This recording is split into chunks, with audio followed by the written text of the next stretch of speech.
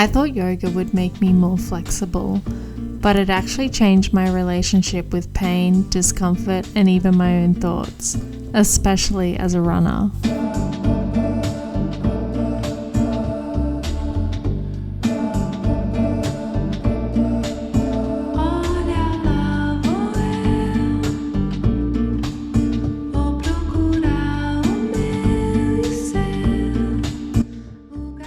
I'm Mariah, and I've been getting back into running after dealing with some hip issues.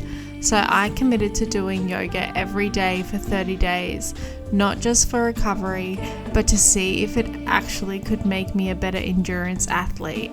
And what I found goes way deeper than stretching. From a physical perspective, yoga filled in gaps that running just doesn't train well. Running is repetitive, it's the same movement pattern over and over. But yoga challenged things like end range strength, joint stability, and control through full ranges of motion. So instead of just being more flexible, I became more stable in those ranges. And that matters because mobility without strength is usually where injuries happen. With my hips specifically, I started noticing better glute activation, less pressure going on in my lower back, and more control when I'm loading on one leg, which basically means my body is handling impact better when I run and moving more efficiently instead of compensating. But what surprised me even more was what it did for my nervous system. Yoga forces you to breathe while you're uncomfortable. And that's not just about relaxing, it's actually training your body to stay regulated under stress. So instead of your body going into panic when something feels hard, it learns that this is okay, I can stay here. And this translates directly to endurance sports.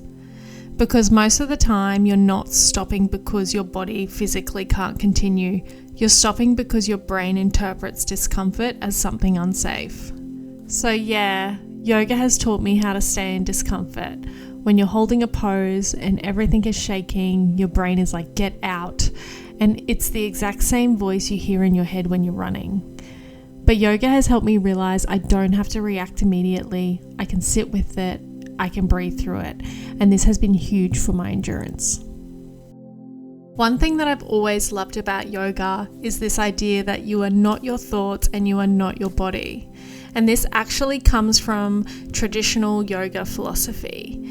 It describes the distinction between your awareness, the part of you that observes, and everything else, your body, your thoughts, your emotion.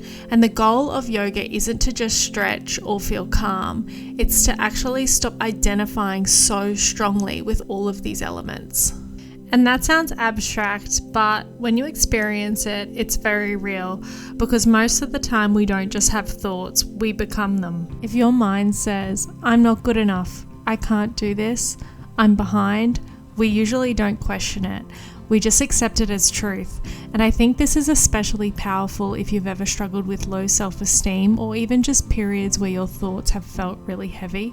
And this isn't about ignoring how you feel and pretending that everything's fine. It's about creating a small amount of space. So instead of I am not good enough, it becomes I am noticing the thought that I am not good enough. And that shift is actually huge. And this is where it really clicked for me with running. When I'm running and I think, I'm tired, I can't do this feels too hard, that's not me, that's just my mind and body reacting. And yoga has helped me create space between what I'm feeling and how I respond. So instead of stopping straight away, I can check in, breathe, and choose what I do next. And this doesn't just apply to running, it shows up in everything, in training, in work, in relationships, because you start to realize you don't have to believe every thought your mind gives you, and you don't have to react to every uncomfortable feeling. And I think that's why traditional yoga saw that as a path to freedom or less suffering, not because life becomes easy, but because you are no longer completely controlled by your thoughts or your body. Now, don't get me wrong, I'm not suddenly this perfectly calm, zen person. I still have runs where I get in my head or I want to stop early. but I feel like I've built a new layer of awareness, and that's something I can keep developing. So for me, yoga isn't just cross-training. It's physical resilience, nervous system regulation, and learning how to separate from discomfort, which are basically the 3 things you need for endurance, and honestly, for life. Because yoga doesn't teach you how to avoid discomfort, it teaches you how to be in it without letting it control you.